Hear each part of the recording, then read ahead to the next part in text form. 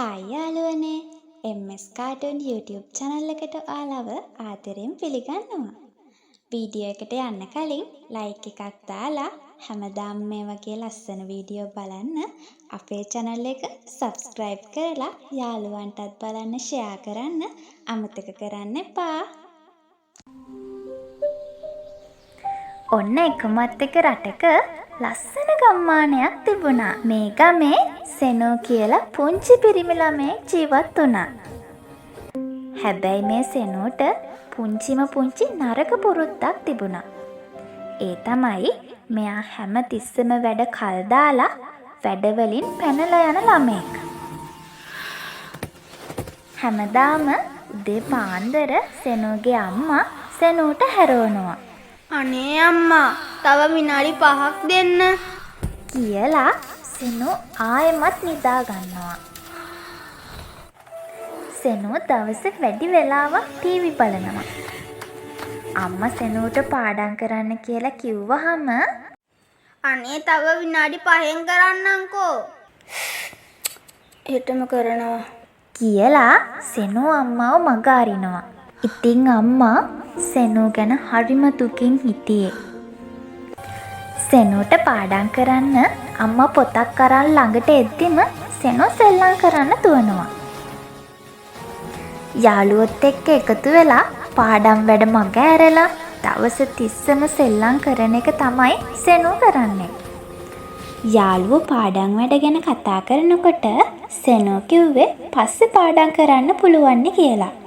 ඉතින් සමහර යාළුවෝ සෙනෝව ගණන් ගත්තේවත් නැහැ. ඉර බැහැගෙන ගිහින් රාත්‍රිය උදා වුණා. ඒ විතරක් නෙමෙයි සෙනෝගේ විභාගයත් ලං වුණා.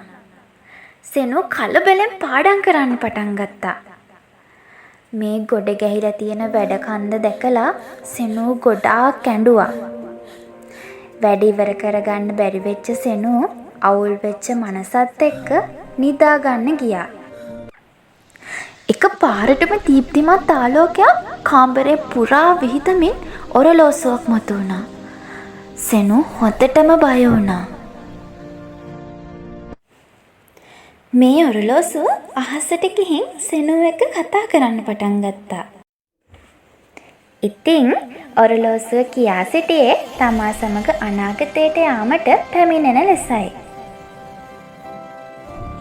ඒත් සමගම ඔරලෝසුව අහසට නැගලා රත්තරන් පාට විශාල දොරටුවක් විවෘත කරා.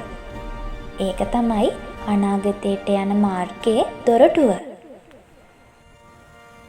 සෙනෝ අසලට ආපු ඔරලෝසුව එක පාරටම සෙනෝව අනාගතයේ දොරටුවට ඇදලා ගත්තා. සෙනෝ බියෙන් වෙවුලමින් ඒ වගේම අහසේ පාවෙමින් අනාගත ద్వාරය ඔස්සේ අනාගතයට පැමිණුණා. ඉතින් සෙනෝ තේරුම් ගත්තා ඊටමත් අඳුරු ඒ වගේම ඊටමත් භයංකාර වූ අනාගතයකට පැමිණ ඇති බව. ඔරලෝසුවේ තිබූ එළියත් සමග සෙනෝ ඉදිරියටම ගමන් කරා. ටික දුරක් යන විට සෙනෝට මැදිවියේ මිනිසෙකු හමු වුණා. ඔහු දෙස බැලූ විට සෙනෝ තේරුම් ගත්තා අනාගතයේදී තමන්ට තමන් හමු වී ඇති බව. පුංචි ඔරලෝසුව සෙනෝව ඔහු පසුපසම රැගෙන ගියා. එවිට සෙනෝ දුටුවේ මුදල් නොමැතිව අසරණ වී ගිය සෙනෝව. ළමා කාලයේ තමා නාස්ති කර දැමූ කාලය පිළිබඳ පසුතැවිලි වන සෙනෝව. කර ගැනීමට නොහැකි වැඩ කන්දක හිර වී තමන් ගැනම දුක් වෙන සෙනෝව.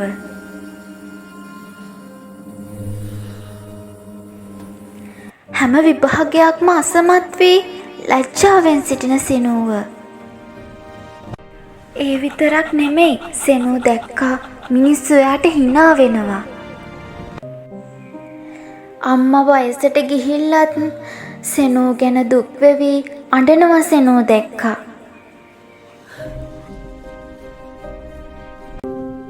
අපේ වැරදිවලට අන්තිමට දෙමාපියෝ දුක් වෙනවා.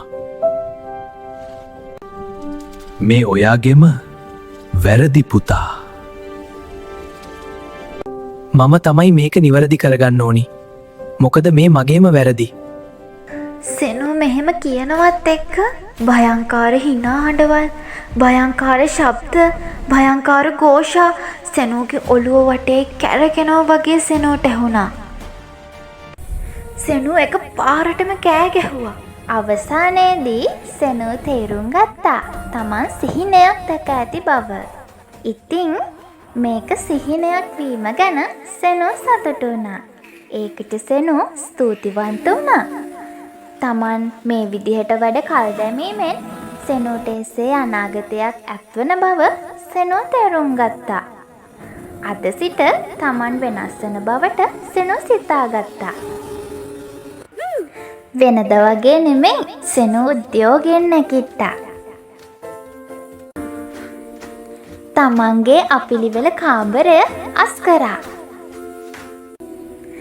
මහන්සි බලන්නේ නැතිව එක දිගට පාඩම් කරා.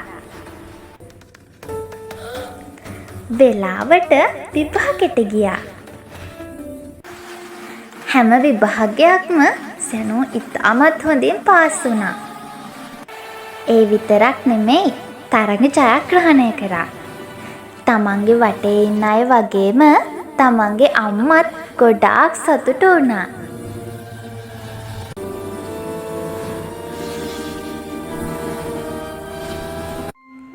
මෙහෙම දින, සති, මාස, අවුරුදු ගෙවිලා ගියා. ඉතින් සෙනු වැඩිහිටියෙක් බවට පත් වුණා. නිකන් වැඩිහිටියෙක් නෙමෙයි. එයා අනාගතයේ ජයගත්ත සාර්ථක ජයග්‍රාහී මිනිසෙකු බවට පත් වුණා.